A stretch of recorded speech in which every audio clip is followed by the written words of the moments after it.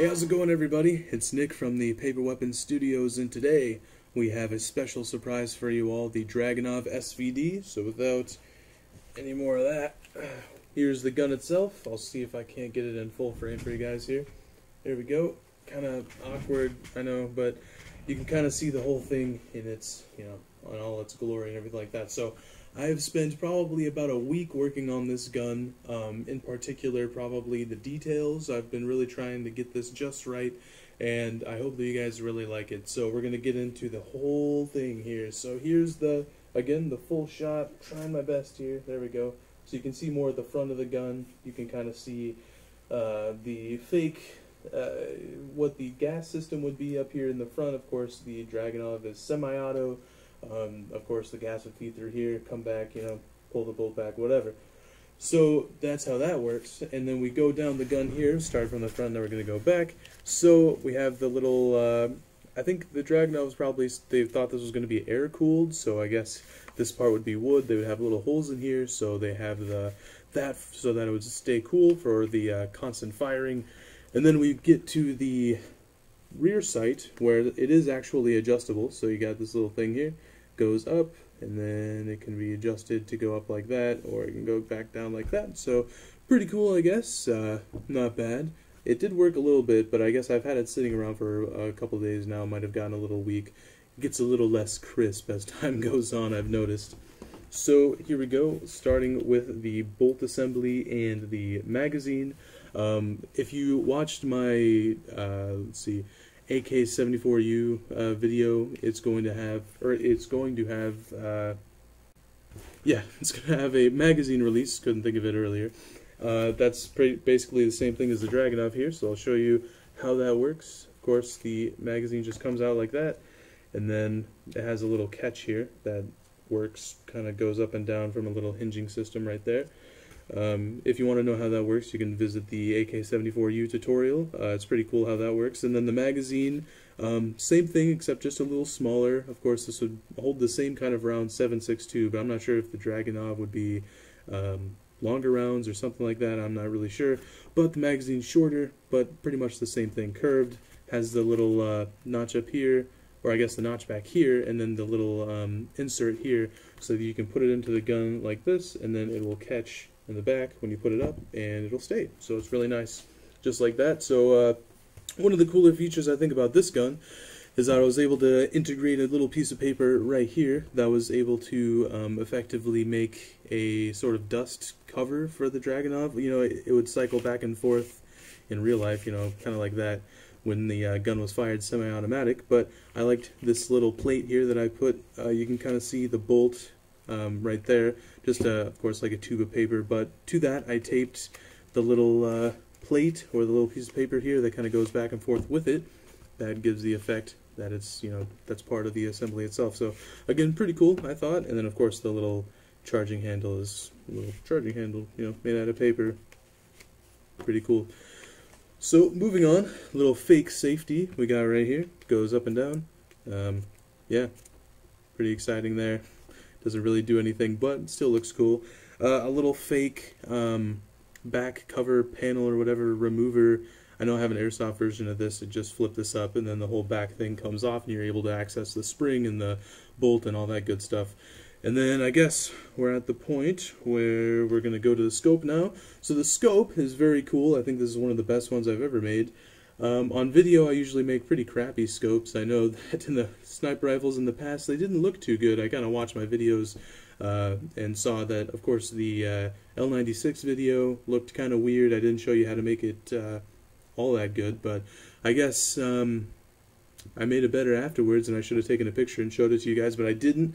But this one is very cool. I think it's got all the amenities. It's got I think it's a PU scope, an SVD. I'm not really sure about that. Don't quote me on it. But what I do know for 100% fact is that it's supposed to be small in the back and then large in the front. Usually you'd see the scopes with a big magnifier in the front and then kind of like the small lens that you look through in the back. But the Dragunov is kind of different, and you can kind of see the slanted eyepiece where the eye kind of just fits right in there. But I always thought that people would poke their eye out or something, but I guess the Russians didn't care, but whatever. And I got a little lens cover for the back here. This is pretty cool. I thought, you'd like remove the little thing there, and then it gives you full access for the scope. So I guess maybe it's a huge gun. I really need to start making smaller ones so you guys can see these. So I don't know if you can really see that 100%, but there's little crosshairs in the back. If you can't see them, you're just going to have to trust me on this. They're just made out of paper, you know.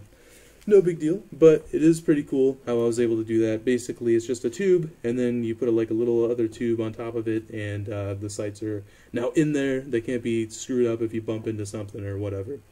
So definitely something to be proud of, that scope there. And of course, it is removable as well. Just got two little, I don't know, stakes, whatever, you just put them in there. On the other side, it's got these holes for it in the back. The real thing, I think the whole scope assembly, even like including the part where it slides on sideways, is all a part of the PU scope, and then you just slide it right on there and it works. But in this case, it's made out of paper and you just slap it on there. Pretty easy. Still works fairly well too.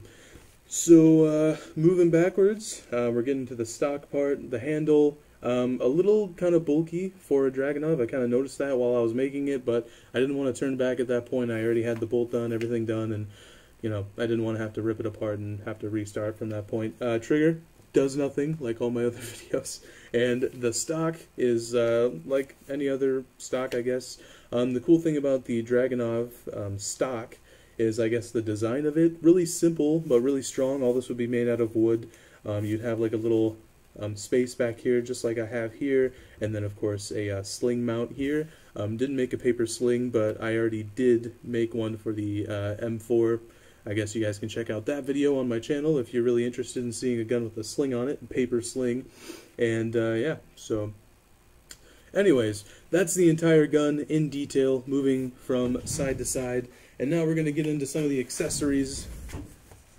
So I've got a bipod for the Dragunov SVD here. I know that the regular bipod would have something that hooks into one of these holes or like back here, but in this case I left the holes open up here so that we can just slide this right in just like that, and it works just like that.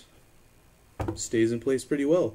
And another thing that I thought was pretty cool, and really detailed, I might add, you know, I might just have spent 5 minutes on this, but a little paper bayonet. I mean, look at that. It's like, oh, alright, the bipod's flipping over now. But the little bayonet, I think, looks really cool. It kind of looks like a, what is the K-bar the military, our military uses, the American military, I don't know. But it kind of looks like the one that I looked at a picture for, SVD bayonet. Kind of looks like the same thing, and it actually does work too. So if we look towards the front again, you can sort of see that there is a little knob here that's actually meant to hold the back side of this. You can kind of see that. So here we go. We're gonna put this on here, see if you guys can see that better. So we're gonna put this right on the knob there. So there we go. You got the bayonet on there, and you can stab some people with your paper bayonet. You know, pretty amazing. But other than that, there's really nothing to it. I made a kind of crappy suppressor. Nothing really to say about that, but I guess for the sake of the video, I might as well show it. And then it just kind of slides right on there. And then, there we go. The little suppressor should slide on there a little better, but anyways, not the best suppressor in the world either, but I did make it for it, so pretty cool.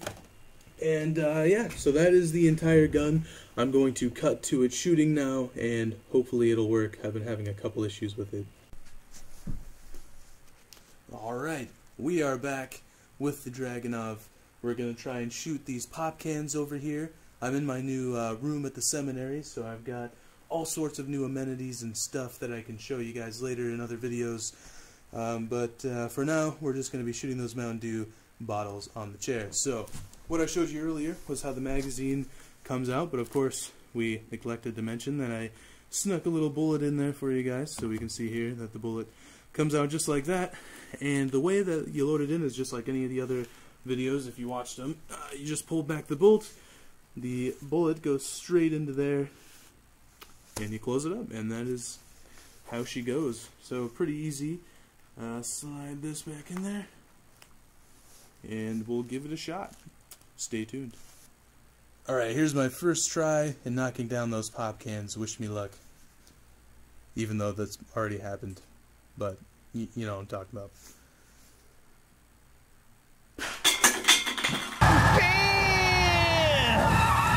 Hey, first try, check that out.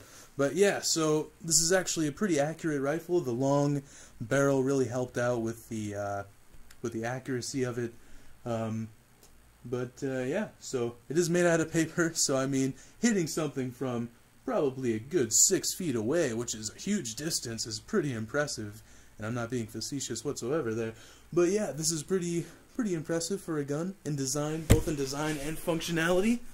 I'm sitting on the floor, but I think we can close out the video just like this.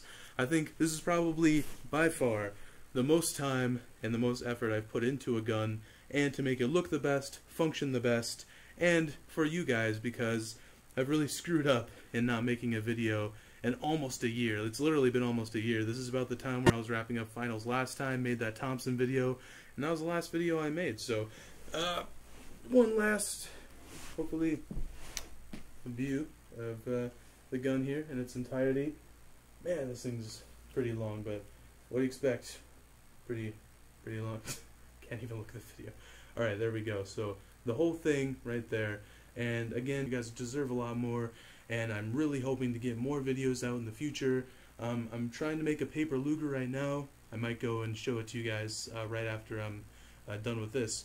But it's kind of a work in progress, not really finished yet. But this gun's definitely finished, something that I've worked really hard on, and I'd really appreciate a like, a subscribe, and a comment if you really want to drop one. So thank you so much for watching, and I'm going to go grab that Luger so you guys can see the progress I've been making on it. Alright, so here's that Luger I was talking about. It's okay, it's not bad. Definitely way better than that M1911 that I made way back in the day. Looked really crappy, but this one looks very professional, I think, for how it's coming along. You can kind of see the way it's cocked back is just like the real deal. You got this little thing up here, and it opens up the chamber on the top, and then you just close it back, and it just works. So you can kind of see the little ramp I've made for this. It kind of goes up, and then when you push it back, it goes down. Really kind of nice, really compact design. The barrel on the outside for accuracy or whatever. And then, of course, trigger doesn't do anything, but then you can kind of see the unique magazine this thing has.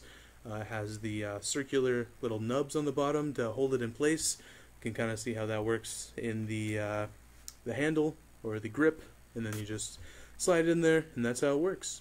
So I haven't really been able to figure out what to do with this gun.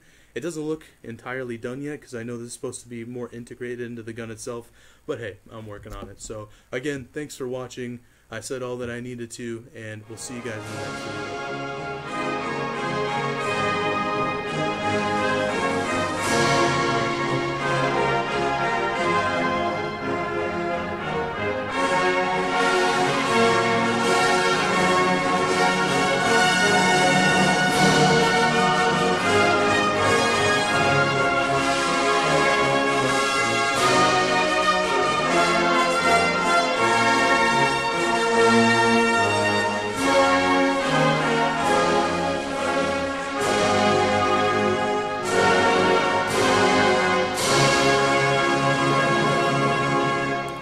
Sorry, I had to stop the commie national anthem there, but so I forgot to add this actually into the video, but there's this one guy, I think pronounces it Tauman, I think, or something like that, but he's a really good paper gun maker. I'll have his name right here.